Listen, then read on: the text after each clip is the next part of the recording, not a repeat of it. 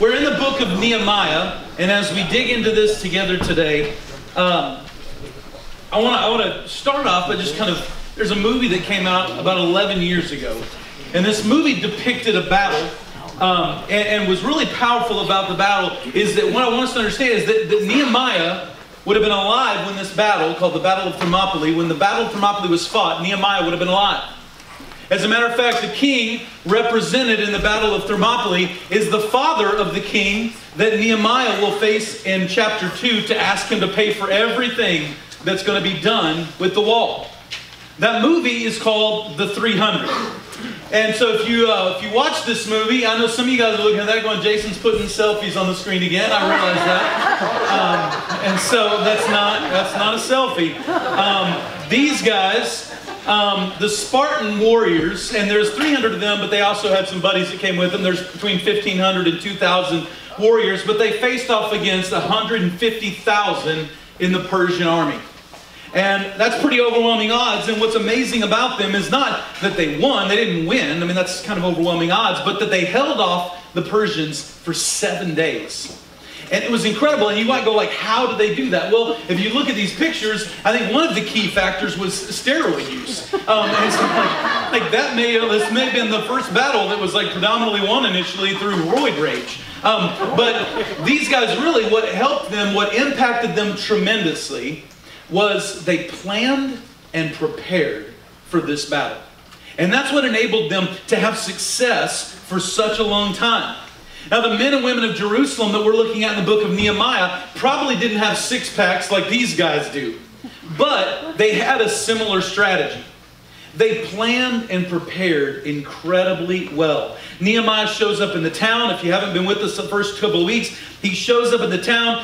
He doesn't ask for permission. He goes out and surveys the wall. He makes a plan. He recruits help. He casts a vision, and then they get after it. And if you read the story, I love this phrase. It says that as he gathered people around, it said the people had a mind to work. In other words, God had lit a fire under these guys to get something done. And then what happened is what always happens. It creeps up from the moment they start the wall, but it really comes heavy starting in chapter 4. Is you ever felt like anytime you start doing the right thing for God, all of a sudden conflict comes? Man, I tell you what, it just comes screaming at you. Like we somehow believe in our Christian life that if we're doing the right thing for God, it's supposed to go smooth. That ain't in here. It doesn't work that way. There's conflict. Conflict is going to happen. If you don't believe that conflict has happened, let me give you a quick test. I'll just test you whether or not conflict happens for you on a very easy level. If you are the oldest child in your family, raise your hand for a minute. Just raise your hand. All the oldies. Okay? Keep them up. Don't be proud, oldies. I have a word from the Lord for you this morning. No, don't put it down. Don't put it down. God wants you to know something. You're not the boss of me. Okay? I just need you to know that. How many of y'all the babies? All the babies, raise your hand. All the little babies, okay? I got a word from God for you. Keep it up, Corey. Come on. Now, you get away with too much junk. Okay? How many of them are middles? My people. My people right here. All the middle children. Let me tell you, God wants you to know something this morning. God knows your name. Nobody else does. They had to focus on the old kids and the young kids, and mom's called you everything, including the dog and the cat's names. And she may not remember it, but God knows your name. I just want you to know that, middles, okay? You can see this kind of conflict even in healthy families. And so we don't get to miss it. And so here's what I want to start out with, if you're taking notes with me. Every conflict is an opportunity to increase our effectiveness. Every one of them. You can produce something good from it. Now, if we're left to our own way to handle conflict, then we usually let our pride, our ego get in the way. If we leave it to ourselves to resolve conflict the way we want to resolve conflict, we almost always make it worse. Anybody? Yeah. God's got a different plan.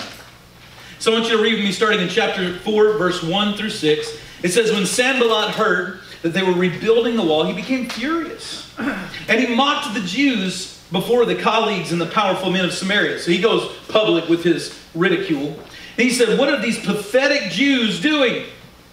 Can they restore it by themselves? Will they offer sacrifices? Are they ever going to finish it? Can they bring the burnt stones back to life from these mounds of rubble? And then Tobiah the Ammonite, just so you know, if you're going to be a griper, you can always find company. Tobiah the Ammonite, who was beside him, said, "Indeed, even if a fox," I don't know why he talks like that, he just does it in my head. "Indeed, even if a fox climbed up on top of the wall, what they're building, he would break down their stone wall."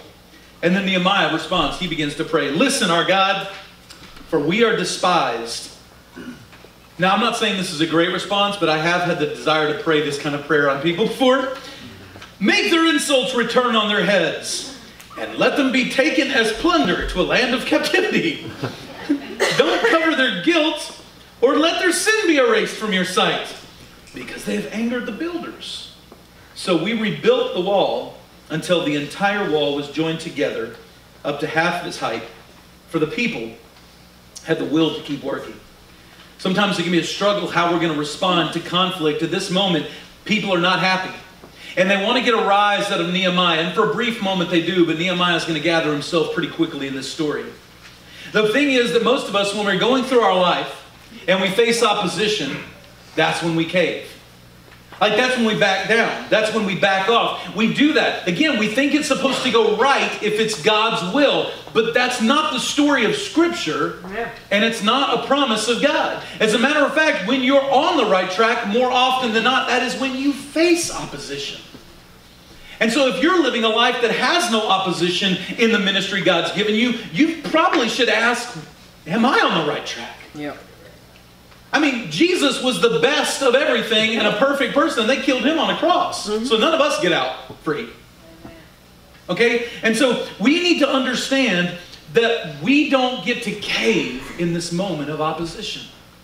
Here's what we do need to do. We need to expect opposition. Critical people are not new. I don't know if that's news to you guys. But critical people are not new. Paul was criticized for being a bad public speaker. Jesus was criticized for everything, up to and including eating with sinners. In my whole ministry, I have been a magnet for criticism. I've been criticized for not being educated enough. I've been criticized for some people for being too funny when I preach, other people for being too intense when I preach. I've had more commentary in my lifetime because in the summer I like to wear flippity flops when I preach, and my feet have been the subject of many spiritual debates. I didn't know Jesus was that concerned with my footwear, but it has been an issue. I sometimes, and I don't know if you feel this way, but I sometimes get a spiritual inventory test. If you've never done that with our growth track, it's in week 3. I sometimes feel like somebody take that test and some of them get like, oh, my spiritual gift is to try to ruin Jason's life. Like, I mean, I don't know about you, but do any of you guys ever, don't point at them, but I'm just saying, do you have those kind of people in your life you feel like that might be a thing? But here's the deal. We can't let opposition shut us down. Nothing great has ever been done along the path of least resistance. Here's what I want you to write down. If God called you to do something, God called you to do something great. There are no small things. If God's planted it in you, it is a big deal. And so we want to expect opposition to the plan of God. Why? It doesn't make it easier, but it also helps us from becoming crippled and shutting down. If I know it's coming, I can prepare for it. If I pretend it's not going to come, then when it does, I'm devastated. So we need to expect opposition.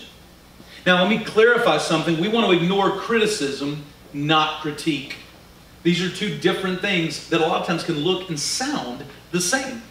If you want to understand the difference, it's really about the motivation of the person speaking. The motivation of the person speaking into your life. And I've said this, I've taught this in businesses, at churches, and ministries, that the motivation is, if I'm critiquing, my motivation is to give you information that builds you up because of my belief in you. If I'm criticizing, then I am giving you words that have a desire to tear you down. It's really about that motivation.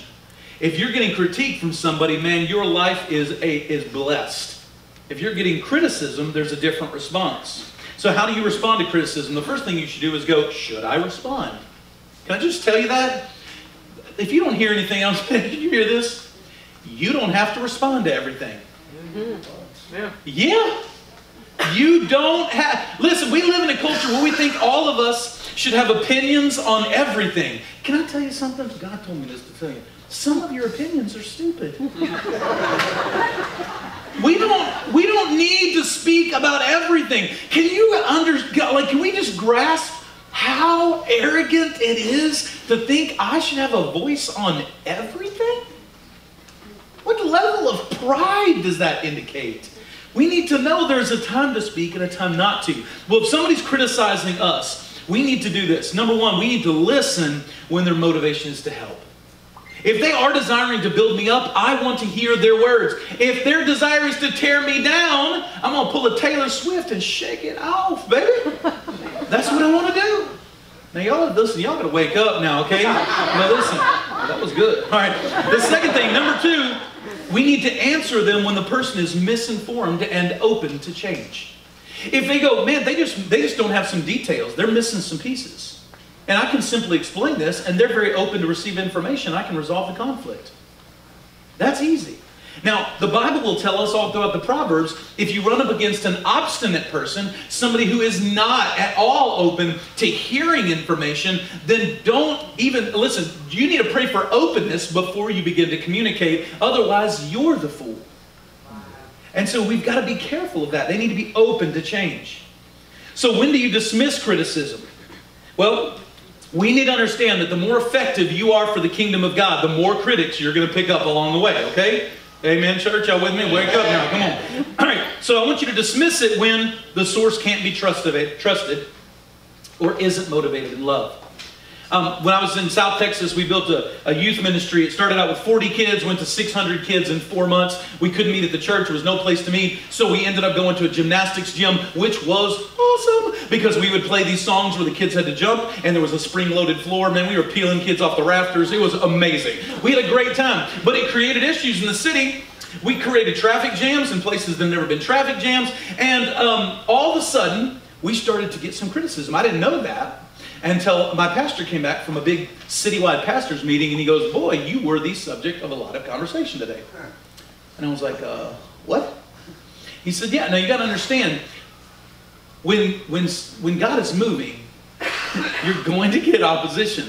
During that time, my wife and I got all kinds of interesting things. There's things that happen in ministry that are unique and weird. And we received death threats in the mail. We had all kinds of things come against that ministry, and we just kept pressing on. Well, my pastor came and he goes, yeah, the conversation started off with a guy who stood up and said, if 600 teenagers are interested in Jesus, that guy who's preaching cannot be telling the truth. And I was like, huh, okay. And I said, well, what do I do? And he goes, my pastor, I love my pastor at that church. He goes, oh, you ain't got to do nothing. I got this. And I was like, all right. I mean, like my pastor had my back, man. He went in there. And so listen, those people were not motivated. They were not motivated out of love. They were motivated out of envy. And he straightened that up. The second thing, you dismiss it when the person is always critical. Anybody know anybody like that? Don't point at them. Man, that is a thing that we get. You know what the truth is of somebody who is always critical? They are filled with insecurity. Filled with insecurity. You know how you can tell? These are people who always need drama in their life. They can't live without it. And then you ask them about it, do you just love drama? I hate drama, but everything they do is dramatic. Like, I think you misunderstand the word hate. Or Deanna's got some conviction going on or something over here. So, or here's the other one that you can really tell big time if somebody is this always critical person. And that is this. They constantly bring too much energy into conflict where it doesn't make sense. Like, here's what I mean. My wife and I, when we first got married, she would respond to different things, and it didn't matter what it was. Like he would be like we could have our kid, and Zach could have like stubbed his toe or got shot, and the response was the same. And I was like, baby, we're gonna have to have level. Like I need levels in here somewhere. Not all these reactions should be identical. And there are some people, you know that they're an overly critical person because anything can happen and their response is identical. Like they can get some fries left out at McDonald's and they're like, McDonald's is terrible! And just like try to just go attack people. Listen, if you start pterodactyling people, you got a problem. Okay? Like if you go to the refrigerator, I know it's annoying, but you go to the refrigerator, somebody done drank all the milk and left the carton in there.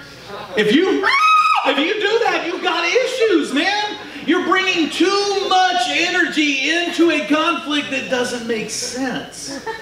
That's a sign of a highly critical person. And here's something some of y'all are just stuck on. That's a cool noise. All right, I got it. Here's what tends to happen with those kind of people too. They'll get into conflict through insecurity somewhere where they can't release it. And they'll carry that home and transfer that conflict and that fear and that insecurity into a new person, usually a safe person. And that's why we wound the people we love so much. It's not because they've done something, it's because I haven't got appropriate outlets and I'm really, really critical and I'm going to transfer that fear and insecurity to somebody else. So we have to be careful of that. Another type that you want to make sure that you dismiss is when the person is unhealthy or wounded. The truth is, we want to be there for wounded people, but we've all heard this saying, hurt people hurt people. I'll never forget, I was leading worship, and you got to understand, leading worship back in the day when I started, it looked very different than today. Okay, so I led a choir. It was me on a guitar and this lady on an organ for a long time, and she literally was this old blue-haired lady named Linda Grant. She's awesome, but she literally had blue hair. It was weird. And so we would do worship together, and then we built a band, and it was cool. And I was trying to be cutting edge, cool. And I was like, I'm going to take this old song and we're going to rock it out. It was written by a guy some of y'all ain't never heard of. His name's Bill Gaither. And I took a Bill Gaither song and I was like, oh man, we about to do this. And I brought a Bill Gaither song and man, we just killed it. Remember, most people were loving it. And then I got done with the service the next day. I get a knock on my office door and this guy comes in, just pterodactyls me right off the bat. And I'm like, what is going on? And he's like, Bill Gaither would roll over in his grave, which is weird because he wasn't dead. And I'm just like that's a strange thing. And he was just going, and I didn't have wisdom in my life at the time. I got lucky. And I just, for some reason, went, this doesn't make sense. And his name was Phil, and I said, Phil, what's wrong? And he says, I told you what was wrong. That song, and I said, no. What's wrong? And it was amazing. He stopped, and next thing you know, we started talking about what was going on at home. He and his wife were having an issue. It was deep. It was painful. And you know what we never talked about the rest of that conversation? Song selection. Hurt people hurt people. You got to not get pulled into the emotional battle. Let them vent. Be a blessing to them. And I tell you, it will bless people. See, no one's ever going to criticize their way into a better marriage. You're not going to criticize your way into godlier kids. You're not going to criticize your way into a non-jerk boss. It doesn't work. Here's what will happen if you're a constant critic. And I'm going to tell you, some of you need to ask yourself, am I this person? Because here's what it will do. It'll rob you of all your influence. You will speak, people will nod along, but no one's following you. And we can abandon our ministry and our influence by being a constant critic. Now, here's what we want to do instead. Is we want to love people up, not tear them down. That's our goal as the people of God. When you look at how this affected Nehemiah, it didn't shut him down. You get into chapter 6, verses 1 through 9, and I'm going to edit this down to where we can get it to just a short part here. I want you to get the gist of this first 9 verses. It says, Sanballat and Geshem sent me a messenger. It said, come, let us meet. They were planning to harm me.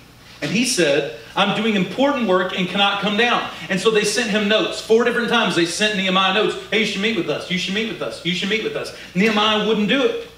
And then they write up a final that says, it's reported among the nations, and Geshem agrees that you and the Jews are planning to rebel and you're going to become their king. And then I replied, there is nothing to these rumors that you're spreading. You are inventing them in your own mind, trying to intimidate us. But now, my God, strengthen my hands. These guys want to control him.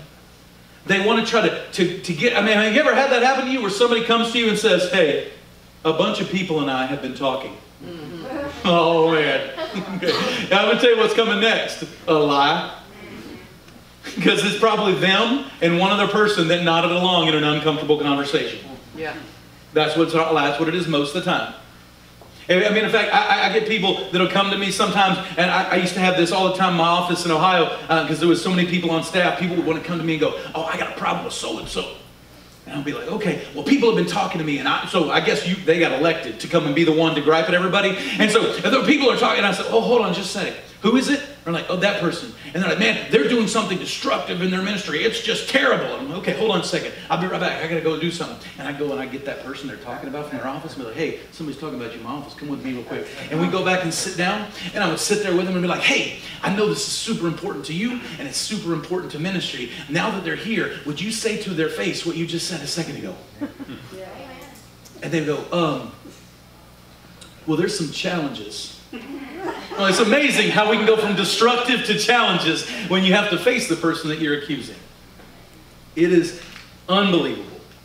We want to make sure for us that we are not giving in to the theys and the we's, but we are going to speak truth to people in front of us. And we're going to face people when we have issues, because that's how God's people do it. These people are trying to manipulate him. We get critics, but I'll tell you, we have to always worry about the manipulators. Here's how you know about manipulators. There's the tools of the manipulators. These are, number one, flattery. If you got somebody that always tells you everything good about you, listen, that's why I love my wife. Some of y'all got that. Thank you.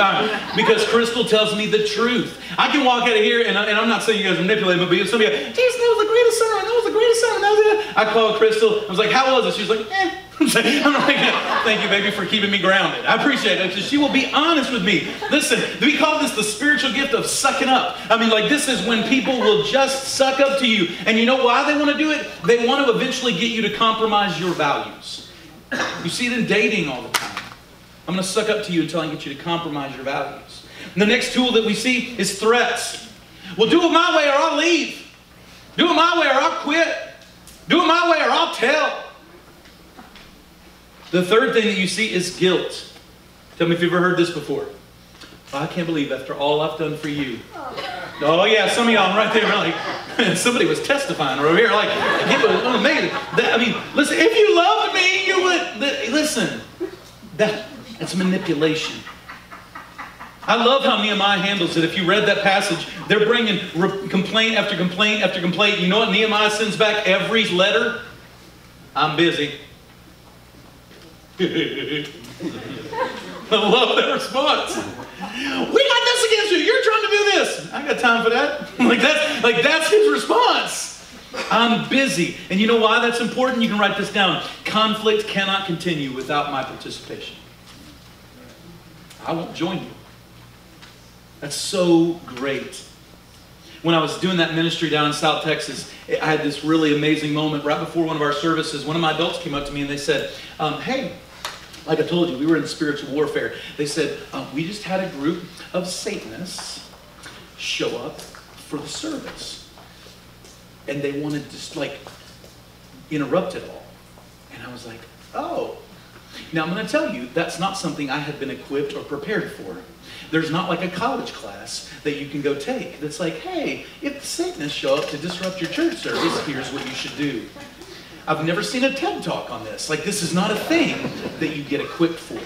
And I didn't know what to do for sure. And so I went over to the guy who was kind of in charge, and I said, "Hey, I heard you guys are here. I'm so glad that you're here," which was shocking to him. He was expecting me to respond very differently. And I said, "We're so glad that you're here. Can you guys do me a favor?" I said, "We want to honor you, and I will give you a voice to say whatever you want to say, if you'll give me a voice to say whatever I want to say also. And so I want to speak, and we're going to do our normal service. And then after that, myself and some of our college students will sit down, and we just want to let you speak whatever you want to say, and we'll just sit and listen to you for as long as you want to talk."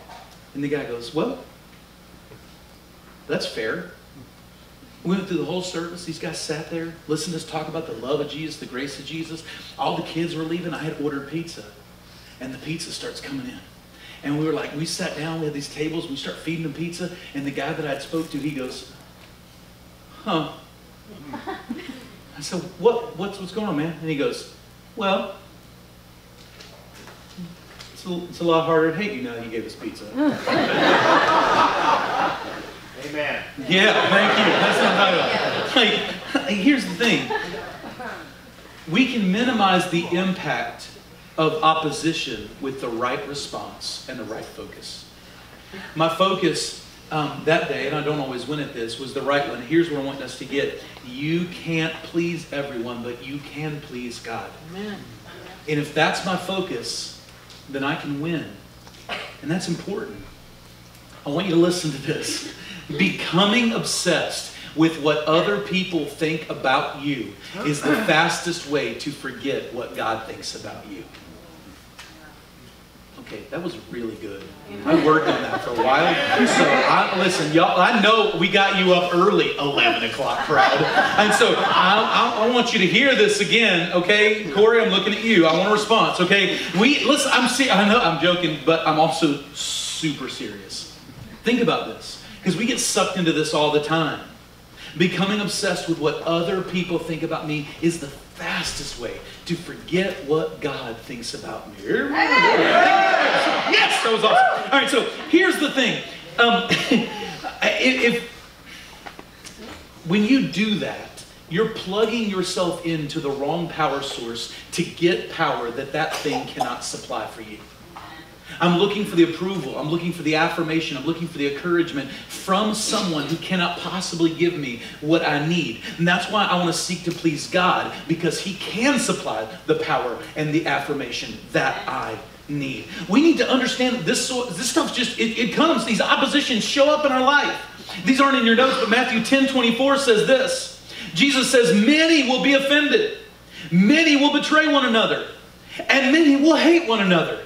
Jesus is teaching in Luke chapter 17 verse 1, and He says to the disciples, it is impossible that no offenses come to you. Impossible. You can't keep this from happening. But what you can do is determine my response to it. Because what it usually generates in most of our hearts is unforgiveness. We want to hold on to something. They've critiqued, they've criticized me, they've manipulated me, they've hurt me, they've opposed me. There's been opposition to what God is doing, and so I'm going to get mad and I'm not going to forgive them. I've said this before, but unforgiveness is like drinking a poison and expecting the other person to die. It only wounds you. Forgiveness is not as much for the sake of the person that's offended you. And I'm going to teach on this in a few weeks in a much deeper way. But forgiveness is for my freedom. It's for my release from a situation. I grew up, my granddad always took us to like the feed store in the morning. If you don't know what the feed store in the country town is in the morning, it's where you get breakfast and coffee and hang out. It's like a social place, and with all of the old farmers. And they would always tell these kind of weird country stories. And one of them they would always tell is it's kind of like these kind of old fables, like teaching lessons. My grandpa would always do this one. He was like, oh, Billy Bob would always come in to the feed store, and Frank would always smack him on the chest. And one day Billy Bob came in, and Billy Bob had this big, like his chest was all swole out, way bigger than normal. We were like, Billy Bob, what you got going on in there, man? And he said, oh, that other guy keeps slapping me in the chest. Last week he done broke my best cigar. So I strapped some dynamite to my chest. You put dynamite on your chest? Yeah. If he slaps my chest today, I'm going to blow his hand off.